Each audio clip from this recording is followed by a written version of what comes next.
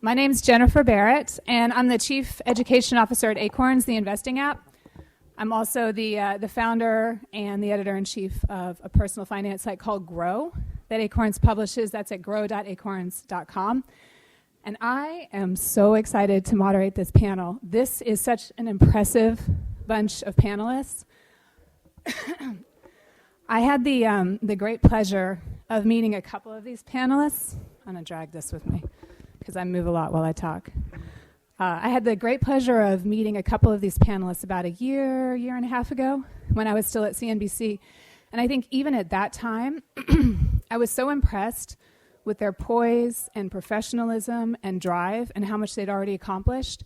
And it has been so amazing to watch each of these four ladies grow from really successful bloggers to successful personal brands. And when I say that, I mean an email list of more than 10,000 subscribers, tens of thousands of visitors to their site each month, appearances on Good Morning America, Today Show, Dr. Oz, being quoted in more than a dozen national publications as recognized experts in their chosen fields.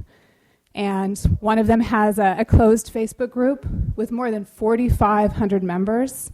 Another one just got a speaking gig for more than $10,000. So I think you guys are going to get so much out of this panel as they open up about what they've learned along the way and tell their stories of how they've grown into these really recognizable and very lucrative brands and how you can do the same. So I'm going to start by letting them introduce themselves and tell you a little bit about their brands. And then we're going to jump right into the nitty-gritty of how they built their blogs into really, really successful brands. So let's kick it off with Stephanie. Hi, everybody. I'm Stephanie O'Connell, millennial money expert at stephanieoconnell.com. When I first started about 3.5 years ago, my blog was called The Broke and Beautiful Life. And about 2 years into it, people kept asking, what's going to happen when you're not broke anymore? And that actually started to happen. I had resigned myself to being broke for so long that I was like, okay, whatever, that's just going to be my life and I'll write about it. And then I wasn't. And so I had to make this shift and say, how do I create a space that allows me to, my brand to evolve with my life and then expose me to broader opportunities beyond just the blog to really create thought leadership in a space at large. And so I transitioned to Stephanie O'Connell, millennial money expert, sharing my experience, not just on a blog, but, more broadly in video, speaking, brand partnerships, and it's really just opened up a slew of opportunities by rebranding and positioning myself as a thought leader instead of just niche down as a very specific broke blogger. Hi, everyone. Okay. Oh, is this on? Hello? Okay. Hi, everyone. My name is Tanya Rapley. I am the founder of myfabfinance.com. I started my blog in 2013, attended my first FinCon in 2014, and decided I was going to become a full-time blogger that year, and became a full-time blogger last year. That same year, I was on the cover of Black Enterprise magazine and recognized as a new face of wealth building. So that changed things around for me, but I landed the cover of a magazine without having any PR. And that has allowed me to grow my Fab Finance, and where my mission is to help millennials break the cycle of living paycheck to paycheck and remain fabulous while doing it. So I look forward to sharing more with you. Hi, everyone. Is this working? Hello. Hi, everyone. I'm Kat Alford. I'm a family finance expert at KatherineAlford.com. 6.5 years ago, I started a little blog called Budget Blonde, and I became known for being one of the top freelance writers in the personal finance niche. Over time, I sort of outgrew Budget Blonde, and I started working with larger brands who maybe thought that Budget Blonde could be construed as some other type of website. And so I started thinking about how I could come across as more professional, how I could use my freelance writing experience and my contacts in the personal finance space to become a recognized family finance expert. So a year ago, I invested a large amount of money in a full rebrand. So now I'm at KatherineAlford.com, and it has led to some amazing opportunities and some amazing partnerships with global brands. And so that's what I'm here to talk about today. Good morning. My name is Letitia Stiles. I'm the founder of Financial Success Media, and I help millennials earn more money. I built my platform as a millennial money expert, and at the end of FinCon last year, I made a conscious decision to start over with a blank slate. And I said, if I could start over, who would I want to reach, and what would I want to help them with, and what would I want to teach them? Because I started my blog, Young Finances, back at the end of 2010, and it was mostly geared towards college students, helping them budget, invest, and achieve success. But I really have a passion for helping emerging entrepreneurs, helping them earn more money and turn their skills into something that can eventually help them to work for themselves. And that is what I rebranded as, and now my site is, hosted at letitiastyles.com, but most of the things that I do are centered around social networks, so I connect with my audience on Facebook, live streaming, etc. So I want to have you guys elaborate a little bit on when you made the move, the pivot from blog to brands. And again, let's start with Stephanie, and then we'll hop around a little bit. Yeah, so last FinCon, I was still the broke and beautiful life, and I was at an event pre-FinCon starting, and I just put Stephanie on my name tag, and everyone was like, "Who are you?" And then they were like, "Oh, you're a broke and beautiful life," and I'm like, "Okay, this is a problem," because I've become so identified with that brand that I had outgrown already, that I was like, I need to make a different kind of shift. And so in order to do that, I decided to go under my name, which is something that I know is different from person to person. The reason I chose to keep StephanieO'Connell.com as my name was because it allowed me to be flexible, because, we don't know what a 40-year trajectory looks like in the influencer space. And today I am, we're all just growing exponentially. And so, what happens in 5 years, maybe, I won't be personal finance, maybe I'll be lifestyle and entrepreneurship. And so I wanted to have a title that really allowed me to be flexible and let my career evolve naturally for the next however many years. And how did you make that shift? Yeah, so I worked with, one of my big things is I just hire people who are better at things than I am, which is a lot of people.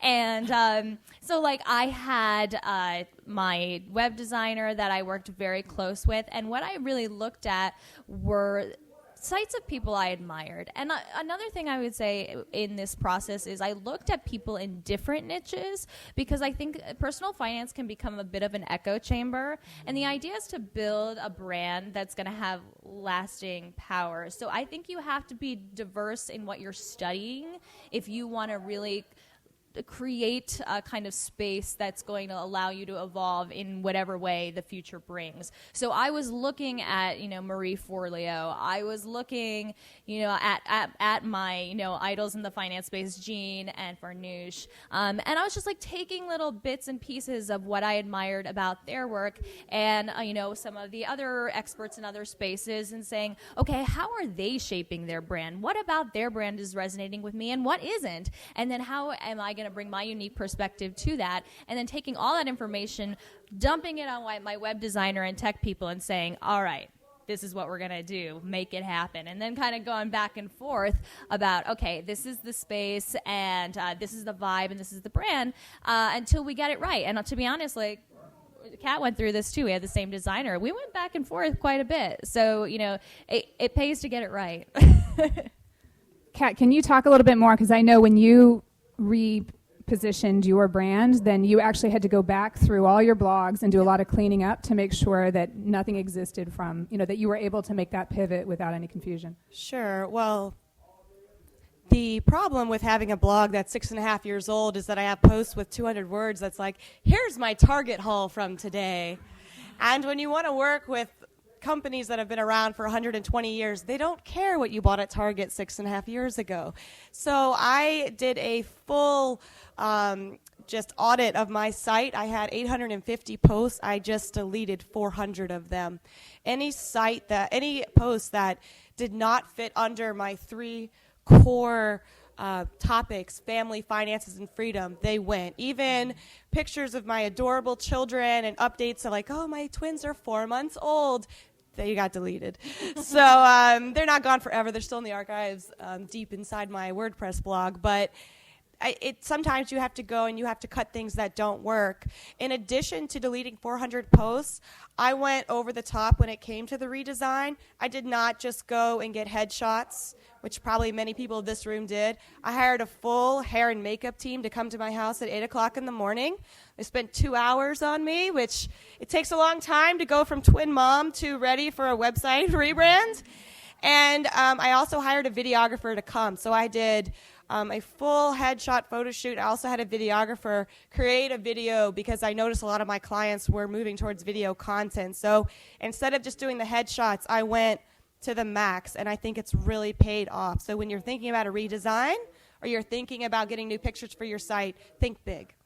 Can I add on to that really quick? I was going to jump to. Because one of the things I see, and I think I made this mistake initially when I got into the space, was I saw people who were advanced in the space and they were covering several topics, like you covered family fund and freedom, but I had to niche down initially to become successful. I had to become known for one thing. At that time, it was improving my credit score by 130 points in 18 months and build my brand off of that before I began to expand MyFab Finance. So now I do MyFab Finance and I'm a tech co-founder, but when I started my brand, I was known as the woman who improved her credit score by 130 points in 18 months. One of my mentors said, you have to build the tree trunk and then you build the branches so people know what to come to you for initially. That's a really good point. And I know, Letitia, you talked about you started going in one direction and you had sort of the same moment where you were like, what is my niche? And if I start all over again, how would I do it differently? Can you talk a little bit about that? Right. So I guess going along with that same analogy, essentially I had built the branches first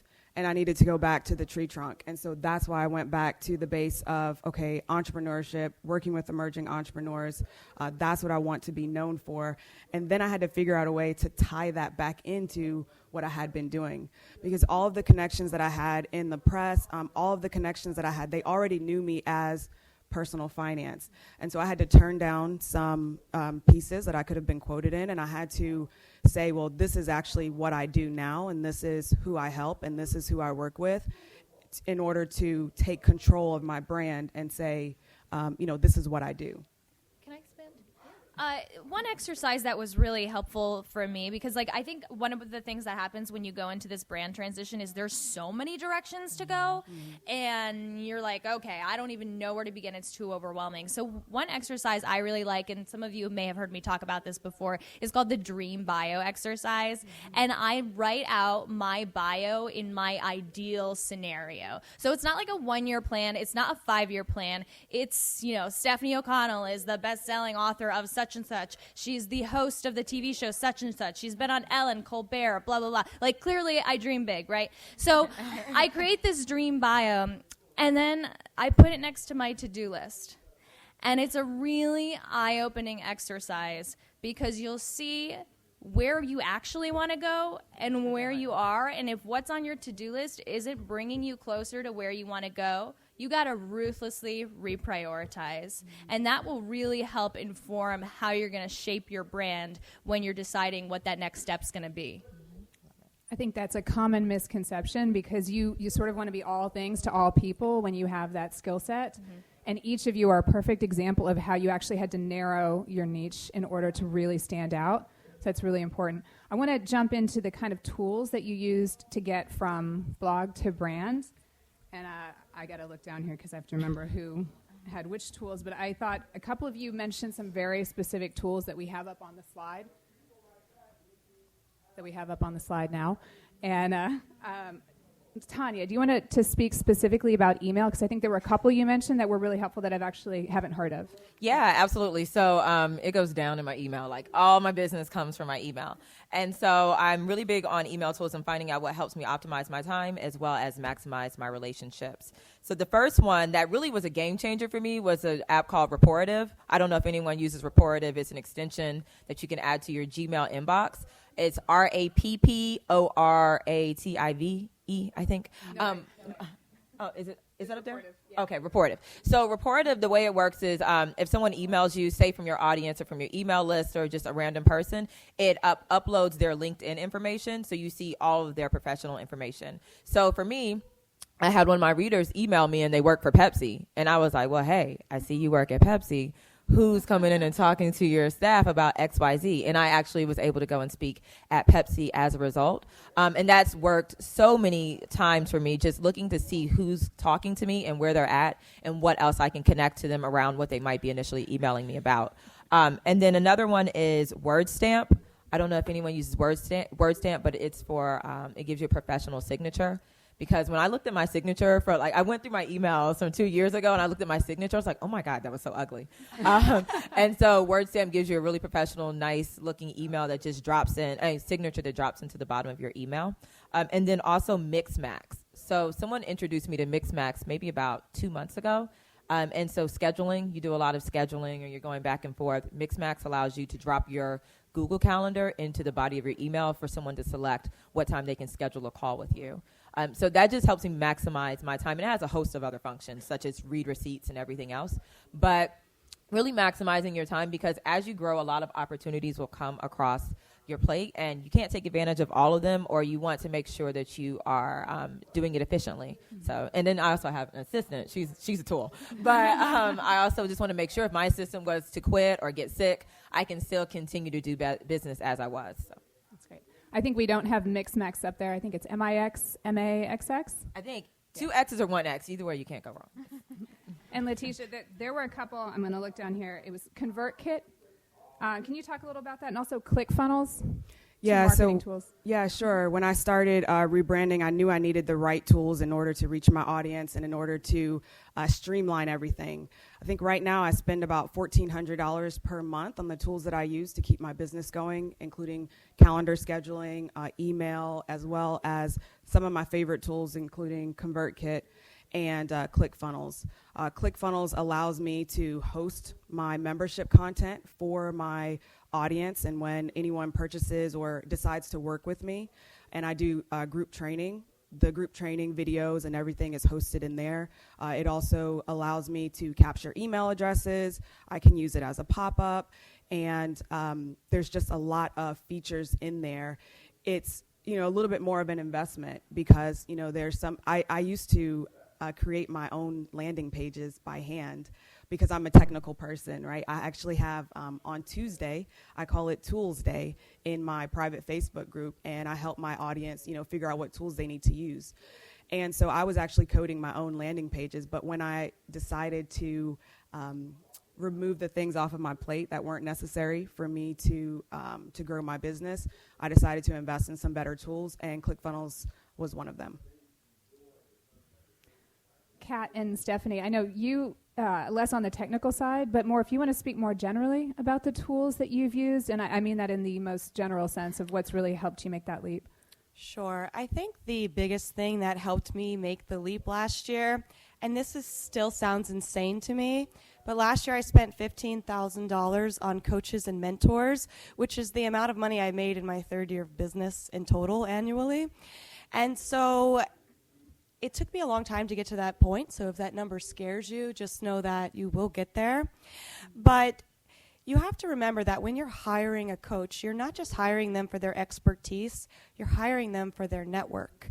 And when they can't do something, when they can't make a speaking gig, they think of you because they're your coach. That's actually how I got on Good Morning America. Good Morning America didn't come directly to me.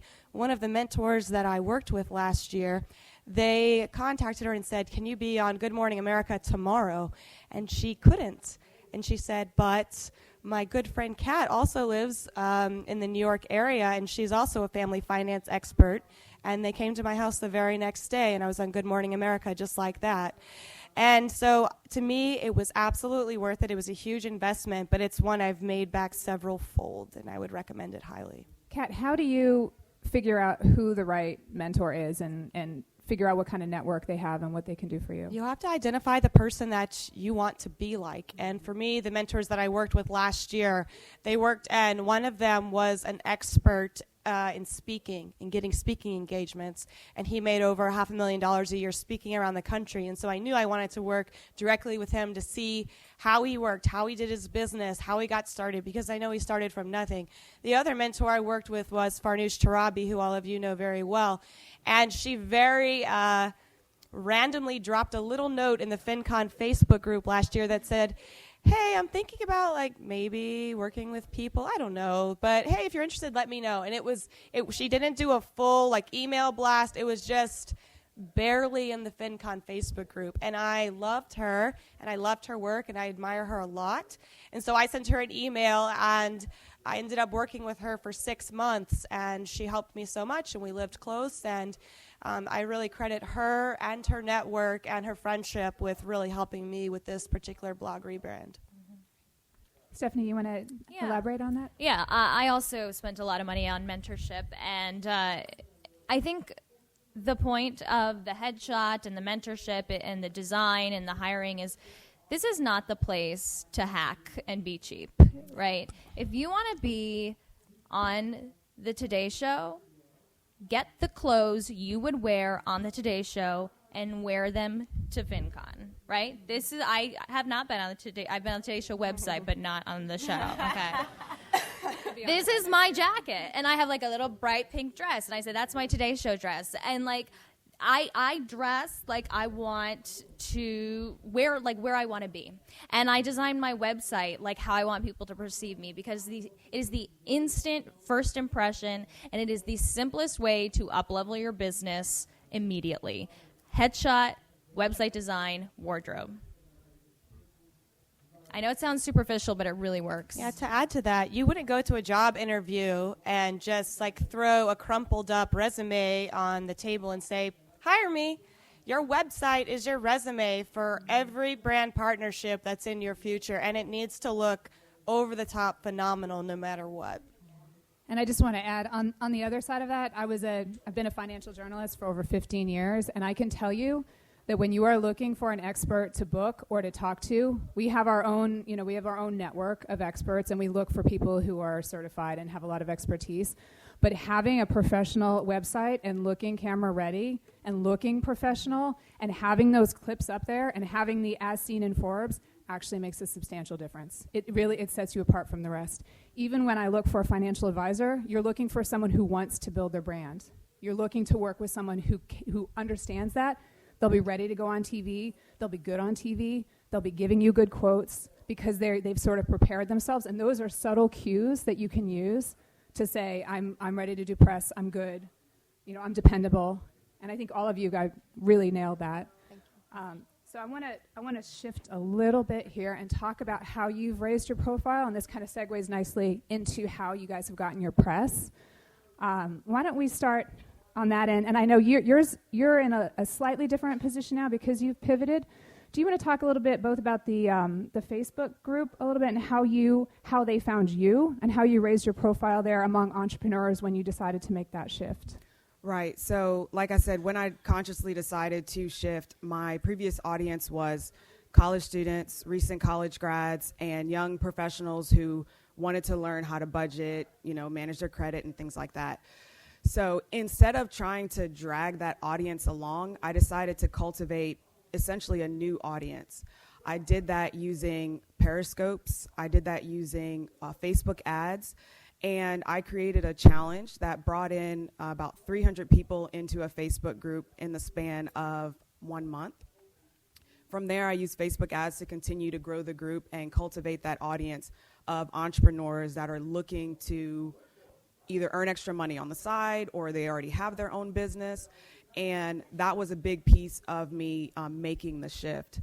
From there, I figured out what were the synergies between this new audience that I had cultivated and my audience that was there on Young Finances that I still didn't want to abandon, that still needed help with money. But essentially, I just continued to create the content that was, and by content, I mean not blogging, because I don't blog. I prefer video. But I continued to, email them and talk to them about how you can earn extra money. Let's talk about side hustles. Let's talk about money and mindset.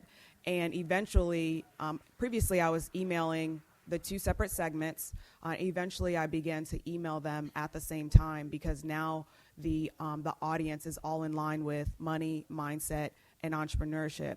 And the Facebook group was a big piece of that because I used the Facebook group to survey my new audience, ask them what they wanted to learn, ask them what they were most interested in, and it informed all of the content that I started sharing with them.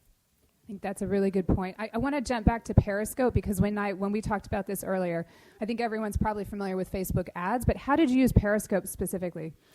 Periscope was really, really big at the end of last year. For me, it's died off just a little bit. I've found my audience a little bit better using Facebook Live, but live streaming in general has been helpful.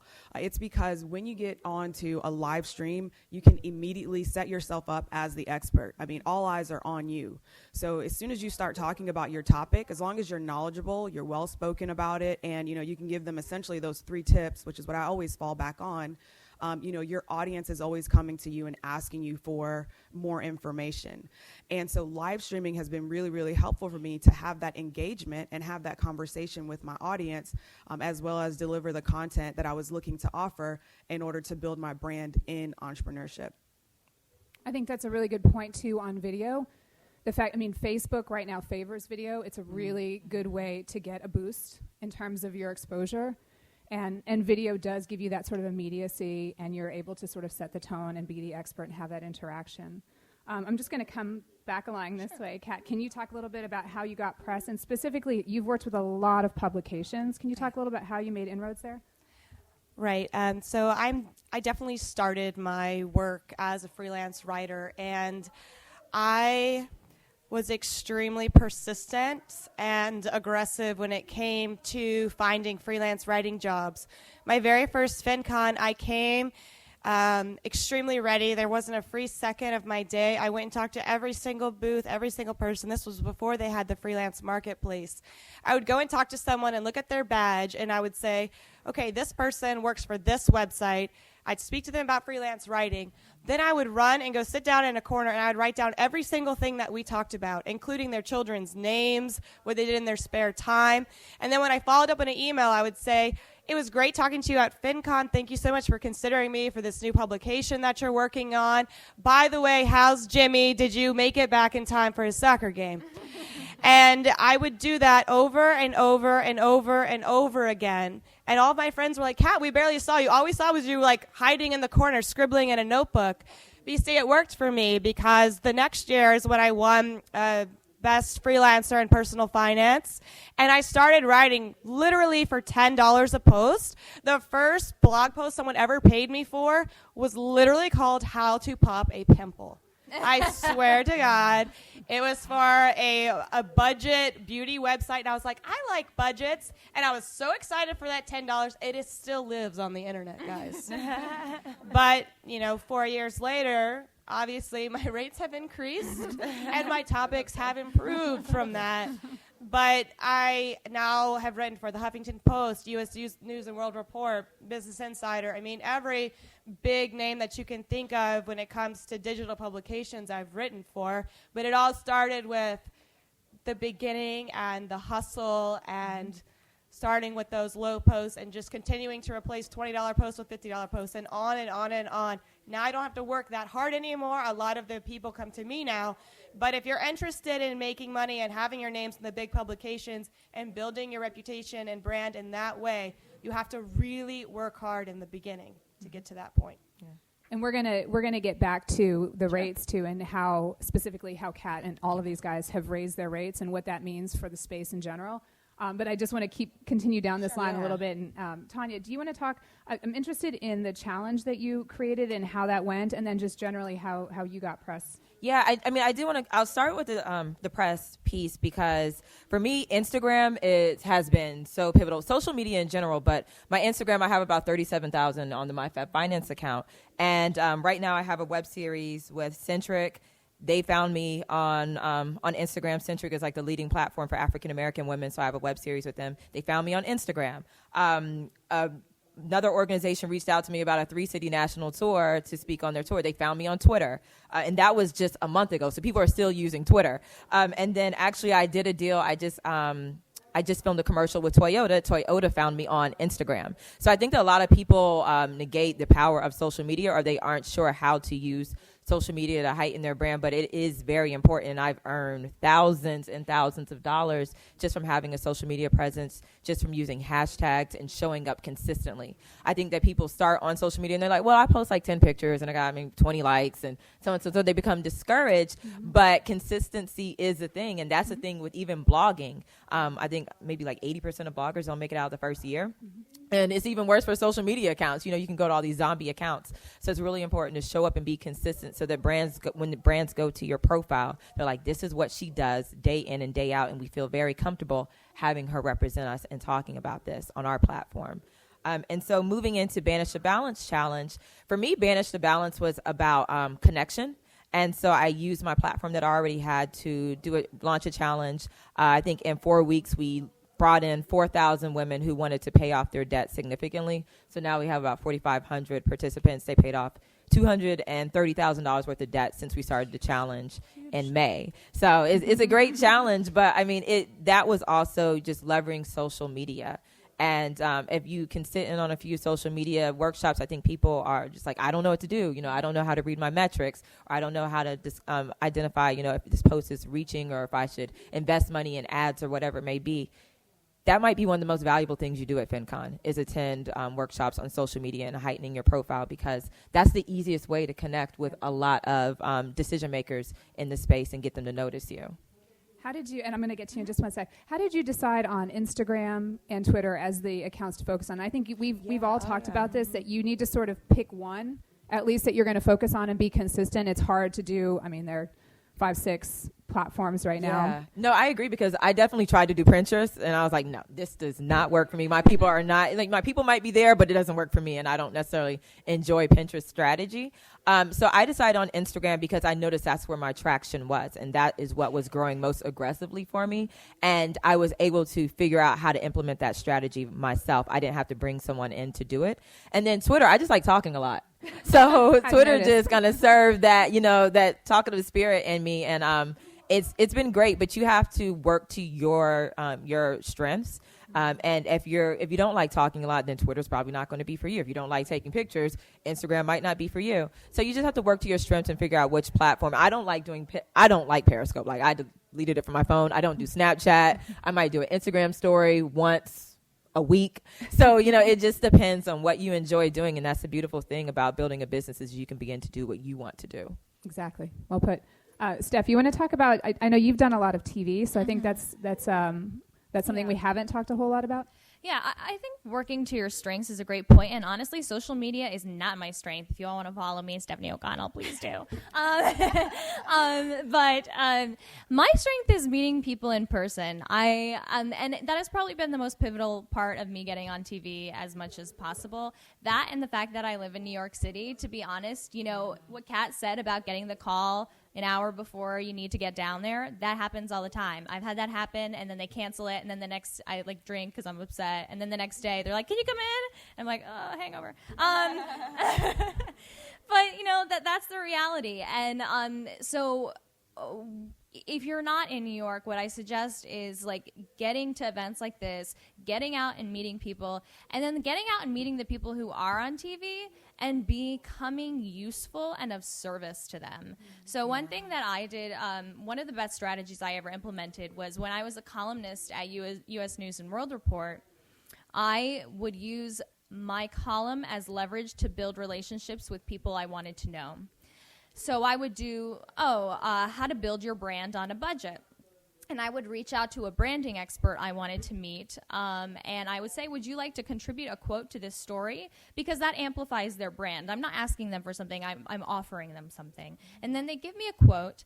I put it in the piece. I amplify the piece. The piece gets picked up on Yahoo. It gets picked up on MSN. I tweet it at them. I email saying, thank you for your contribution. We have been amplified in all of these places. They're getting a link back to their site. I'm instantly useful. And because of that, I have gotten invites from New York Times bestsellers, Dory Clark. I'm going to be in her next book. These are all relationships I've formed by providing value first. And those are the people who refer you to the TV producers. And that's it. It's not that I'm going up to the producer of Dr. Oz and saying knock, knock, knock. But I've been in relationship with Barnouche and Dan Shaw-Bell and Dory Clark and all these people, and that network grows exponentially every time because they're all power players to each other, and they're all power players to people in the media. And so the referral network and meeting people in person becomes everything. I just want to add something really quick to that on TV, especially for everyone who is not in New York, because you ladies are all in New York, right? I'm in Memphis, and I really wanted to include that as a part of my resume, being on TV and being on the news as an expert. And you do have a benefit if you're not in a major market.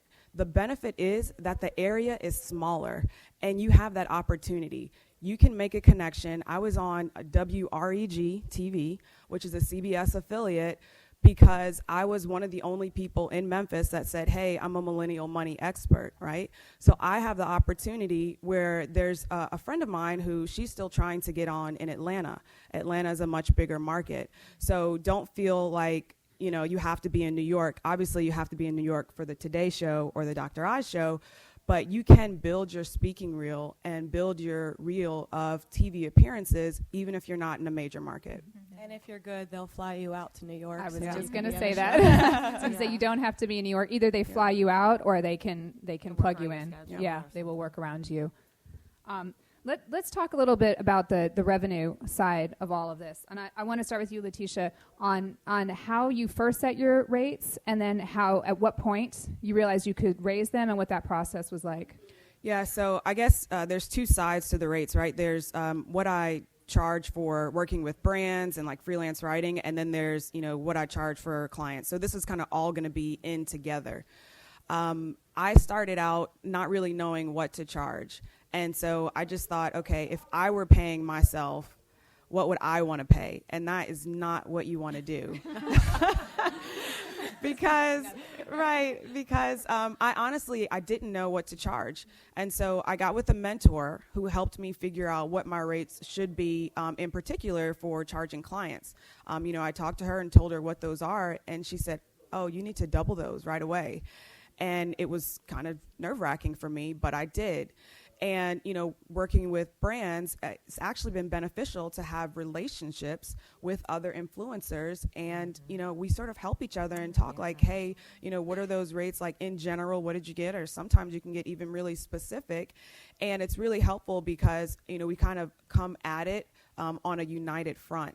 So being comfortable raising your rates is more than just saying, okay, I'm going to charge double.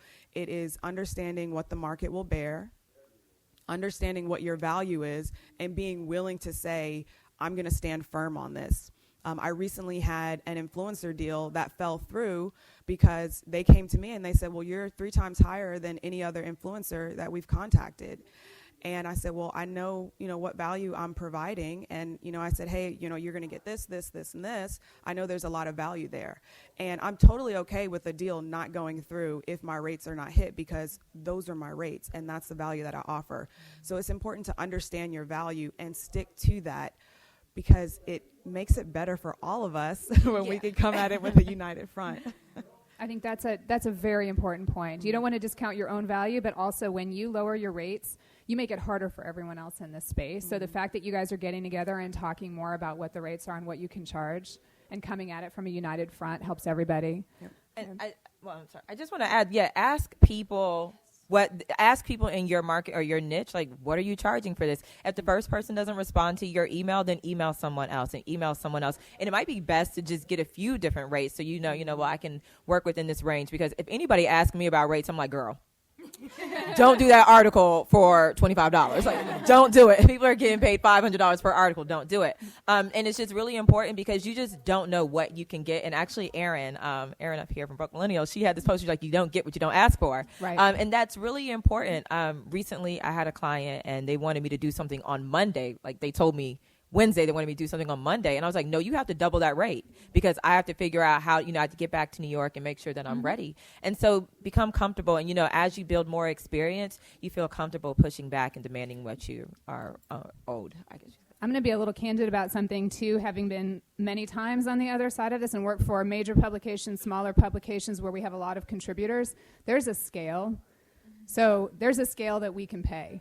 And so oftentimes we'll ask what someone charges, and there is zero incentive for us to say, oh, actually, we'll pay you, $500. You don't need to take $300. Whatever someone says, they're going to accept. Like, good. Yeah, Money in you're the like, budget. great, and you plug them in at that level. Now, I think recently at Grow, we're trying to be a little more transparent about that. And so when people come to us and they don't have a lot of experience, we start at one level and then we scale them up as they write for us more.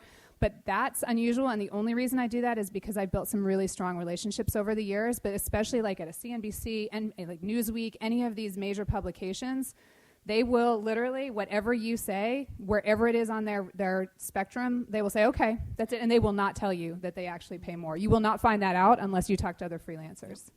Can I say something? Yes. I think it's also important to understand different markets. Editorial doesn't pay as much as corporate, right? That is very Right. true.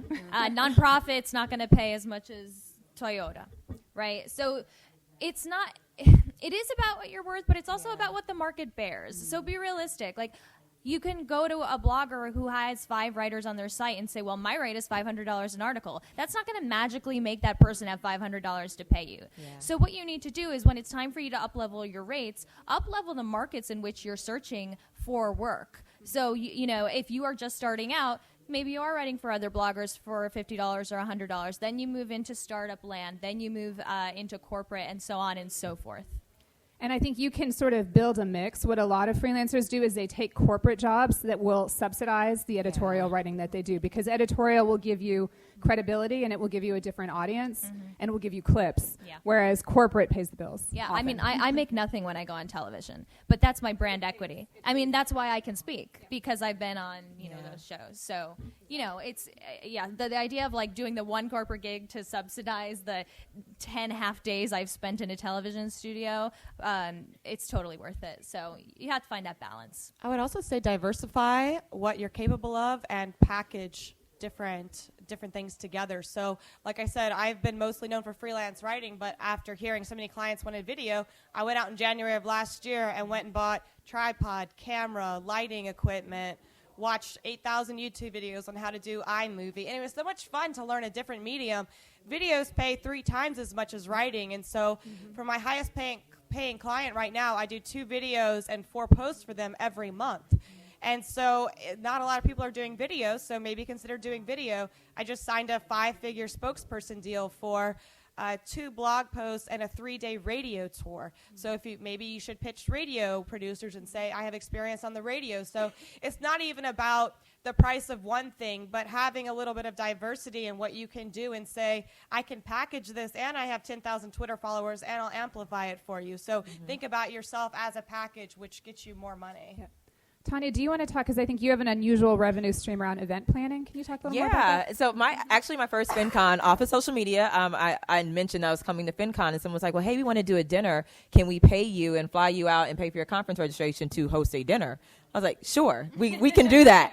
But coming from a nonprofit background, I did community organizing before I became a personal finance person. And so I was like, well, this is an actual thing that I can do. And now actually my business partner is in the back, Melanie from Dear Debt. And now Melanie and I, we actually just produced a dinner for Fidelity last night. We've worked with SoFi, Smart Asset, and so many people in the space because we realized that was something else that we could do.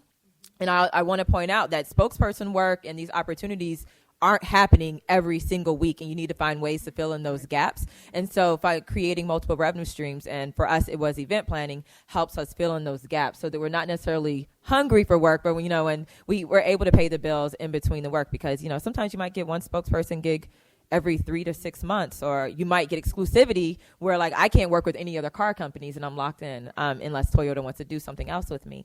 And then I just want to say I still do stuff for free. And I don't, speaking about rates, there are certain things that I do for free if I feel like it will elevate my brand, if it's a good opportunity, if I'm breaking into a new medium like video and so forth. So there's no shame in doing something for free if you understand the return on investment. I think a lot of people just get into doing for free. You can't do that, but understand what you want out of it and what you're going to gain from it as a result.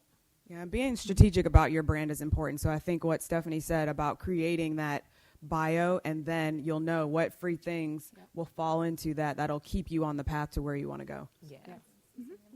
I also think what you're saying about being intentional is there's a tendency to get very reactive in our businesses, especially as they grow, because your inbox is crazy. And it's all about the opportunities that are coming at you and just kind of managing them. And what happens is you stop being intentional about the direction you actually wanted to go, and you can start by being reactional, just going completely off path and saying, wait, how did I get here? So I think it's important to stop and reflect and reassess and say, I'm going to say no to this so I can take the time to reflect. And I did this recently. I stopped writing almost entirely, and that was my primary revenue stream. So that was very scary. And not only did I do stuff for free, but I went negative. I spent over $2,000 to create a video series. And because what did I say? I want to be on the Today Show, right? Hello, are they hearing me? So I got to show them that, right? And so for me, it was about creating something intentional that was going to bring me in alignment to where I want to go. And instead of just being like, okay, just responding to whatever's opportunities are coming in. Because if you keep doing that, you're not going to up level. Yeah, very true. I want to allow a little time for questions, and it's already 10:19. Is there anything else that you guys want to add before we open it up? I think we should. You good? All right, bring it on. Anyone have questions? Melissa? So you were talking about rebranding, and it sounds like you all made big investments into your brand to get to that next level. So is that something you would recommend someone to do who, I mean, you all generated revenue streams before you did that, correct? Yes. So is that something you would recommend someone to do who's still kind of starting out and isn't yet earning like a full income to do that? I mean, my motto is make money and make your money make money. So when I started, my Fab Finance actually is getting redesigned right now. And it's like the 5th redesign that I've had on my website. But it started out, I got it up there, and then I started learning more. And I kind of test myself where it's like, okay, I need to generate money in this before I up level on it. And so I make sure that I'm committed to it, that I'm doing it well, and then I invest money in it to grow it to the next level. But yeah, I mean, you have to have a decent starting place. I mean, I would say, you're not going to, a Fiverr logo might not get you to that next level. So you gauge it, and you look at what other people are doing in the space, and you're not necessarily going to be, let's see, Marie Forleo out the gate, but, you can kind of get close to that and continue to build to it. Reinvest in your business. Yeah. If you're still working a full-time job, maybe it'll put off being a full-time blogger for another year, but keep reinvesting in your business. I mean, we didn't do this right out of the gate. Yep. But, it'll take time, but it's worth it. So, I think I may come from a slightly different angle here. I'm a CPA turned social entrepreneur turned fintech innovator, and I want to focus on businesses and technology and not this piece of it. But I have all this value, all this information for 20 years, and no visibility. And when I hear what you guys are sharing, what I'm hearing is the people who are most successful bloggers and had the most visibility are really building their own brand. For those of us who want to focus on our core strengths and the core values, right, but know we need visibility to go out there and reach and have the impact we want, who are we looking for exactly? Are they folks that are just getting started as bloggers and want to help support my brand versus build their own? Like, where do people like me go to find the right resources? I feel like you could answer that. Do you guys want to talk? That kind of brings it back to when you're first starting, like from the get-go, how do you make those first initial connections? Yeah, I guess I'm not quite clear on your question. How to find influencers to help you. Yeah, exactly. I'm looking for someone to magnify my brand, but I need them to be successful at doing so. And so if they're successful, I imagine they're forwarding their own brand. So I'm just not quite sure who exactly I'm looking for. Are you looking for like a mentor? She's looking for an I think it's influencer. influencers. Like, how do you plug into a group of influencers? We're not trying to. We work with brands to help amplify both of our brands. So when we work with large companies, they're getting the benefit of our experience and our influence and our social following, but we are getting to say that we worked with a global company, or we worked with Capital One, or we worked with Ally, and so it's mutually beneficial. Yeah, but I'm not a corporate brand, so I would look on Instagram, and I would try to find people that are up and coming. I would look on social media. I would look for people who align with your values, people who have an interest in fintech, and you can say, I have a small budget, I can offer you this, we can exchange it. I did so much bartering in the early days, and you just need to identify people who work very hard and who are interested in helping others. Yeah, I agree. Really do research and see who aligns with your brand, because they might do it just off the principle that they believe in what you do, and low-hanging fruit. So you might not get an influencer with 120,000 followers or 50,000 followers, but, start with what you have, because everybody influences somebody. So I don't think, just focus on low-hanging fruit initially. That's a good point. Hi, in the back. Uh-huh.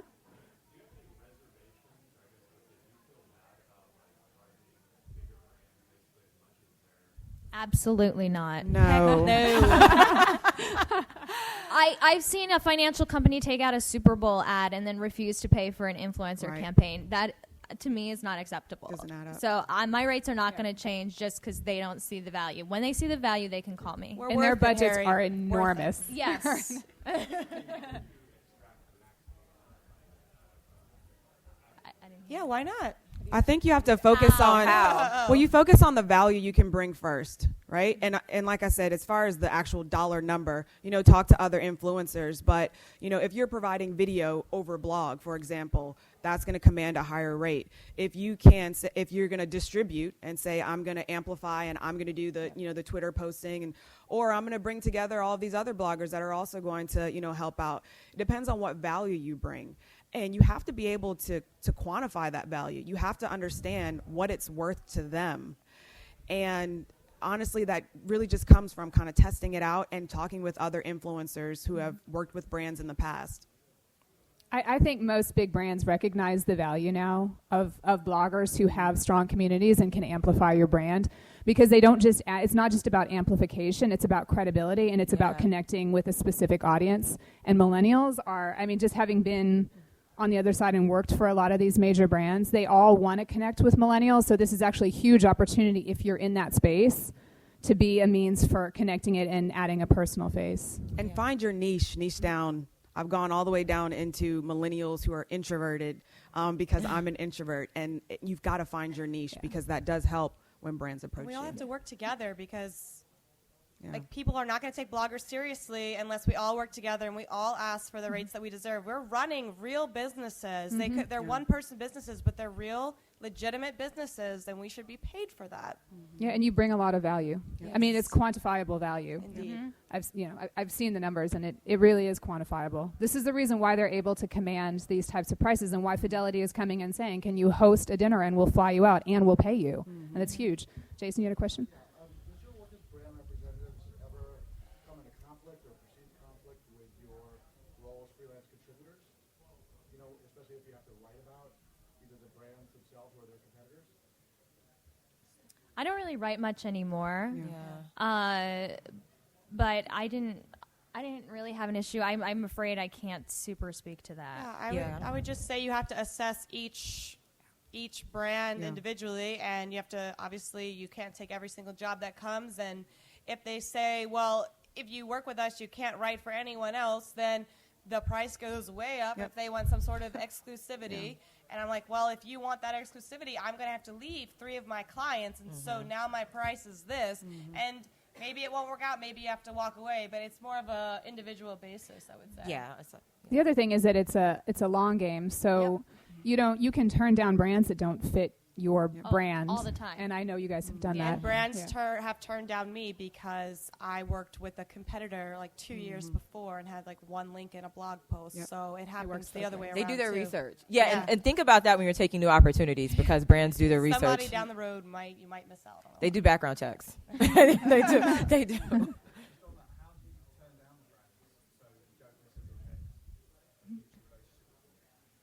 I think respectfully, you don't just say nah, like in the email response, but you would let them know, well, based on, my mission and so on, so if I don't feel like this is a good fit for my audience, and it probably won't be a good fit for you as well. You know, a lot of times I have my assistant do that work too, or just act like an assistant or something because they, you know, when it's not, yeah, she was like, "Hi, I'm Tanya's assistant, and right now we're not accepting these opportunities." And then because that recommend a softens the friend. blow too. Yeah, Right. and recommend someone to Yeah. it. That's another thing. I'll always, you know, if I think it's a good opportunity, just not the good opportunity for me, I'll say, "Well, I know these 3 other people that you might want to consider for this." Let me go back there and then I'll get you guys too.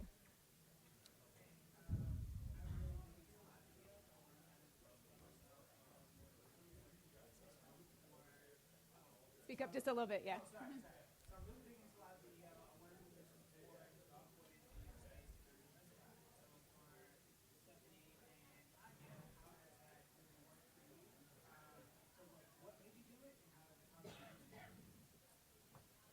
For what type of, you said Recorded video. Oh, recorded Yeah. video. Oh, well, so I kind of have an advantage because my husband is a producer and editor. And so for me, it was like he was pushing me to do it, and I didn't want to do it because that wasn't the vision I had for my business. But once the money appeared, I was like, no, we're going to do this, and we're going to figure out how to do this, and I'm going to get comfortable doing it. And so for me, it really was a request, and I think there will be things that are natural progressions in your business that when people start asking you to do it, you realize you might want to start incorporating it. And now I do prefer to do that over blogging. So. Yeah, so I hired somebody to shoot, edit, upload, annotate, everything for my video. And after going to a video session yesterday, that reaffirmed my decision. Like, I do not want to waste 10 hours learning that. Maybe if I were at the start of my business, I would.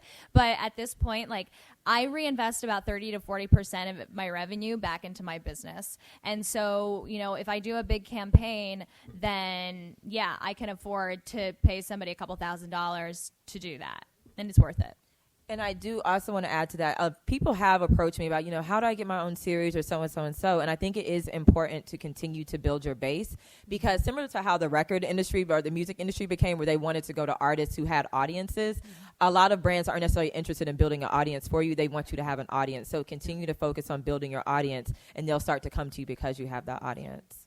One more thing about video that I thought was very interesting is making the switch from live to recorded. If you make that investment up front, you can just reuse that. Oh, I mean, Marie Forleo is a perfect example of that, where that means, I mean, it's done, it's out there. She has almost a minimal commitment now in terms of the hours that she spends on each of these seminars, and she charges thousands of dollars. So once you've got a really good product, that the return on that is just amazing. And it also gives you the flexibility and the time to focus on other parts of your business. Yep, sorry, I'm one and then two. Yeah. Speaking on the audience aspect, for those of us that are starting out, what is your advice for us approaching influencers like yourself? Like, I don't have a huge audience to put your information in front of, but I do want to provide your audience with something, but I don't want to just be taking from you. What is your advice for approaching?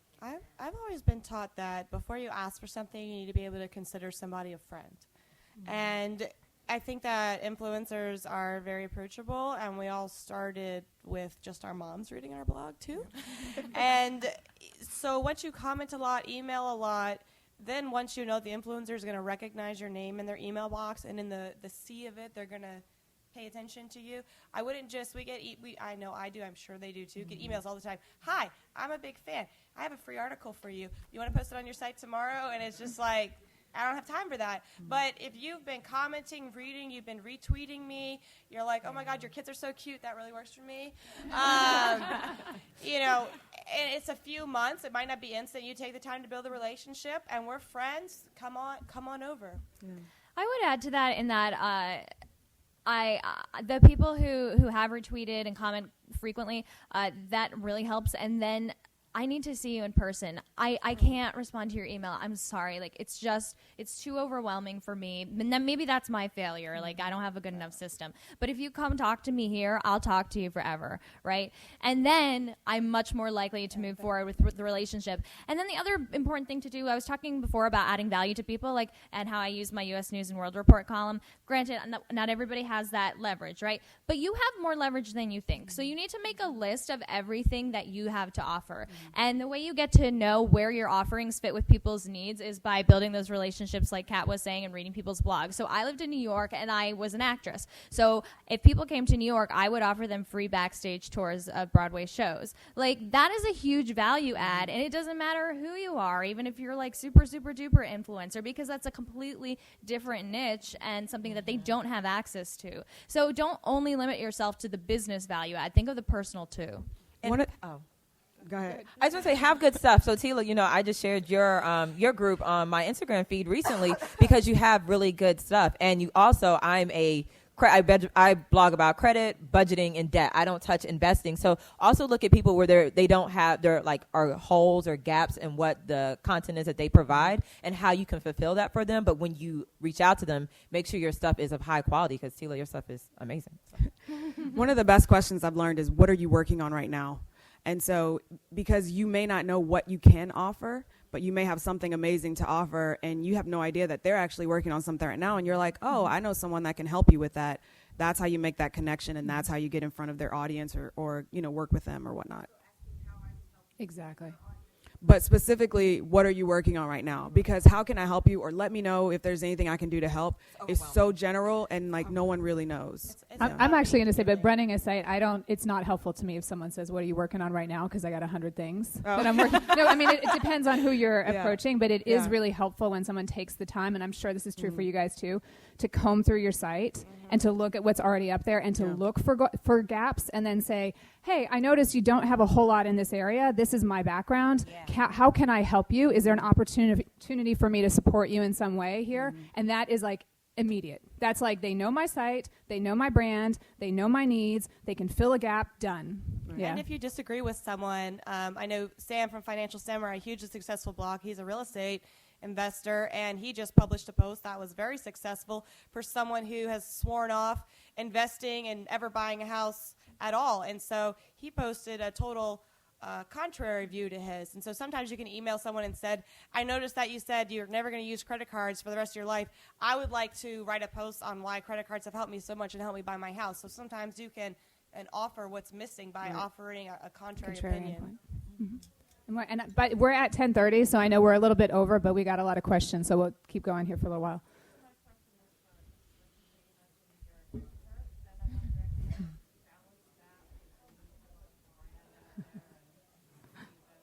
Yes, and a lot of people will come up to me and they say, I can't believe you say you're an introvert, but I really am. I am too. Introvertedness is just when you recharge with alone time, right? And so what I do is I automate a lot, right? So I'm not the one that's going to be always chatting on Twitter, but I will put that into my automated system. I will create my emails, and we really have the advantage because we're always in our head. But we just need to have something to put it out there. So I carry my notebook around with me most of the time, and whenever I think of something, I'll write it down. That'll go out as an email. But coming to conferences and things like that is talking to someone, grabbing their business card, and then I just have a follow-up system that works for me that as soon as I get a business card, I can immediately follow up, and it makes me appear as an extrovert, even though I'm not. And that's the system that I teach to my clients, because all my clients are introverts. So.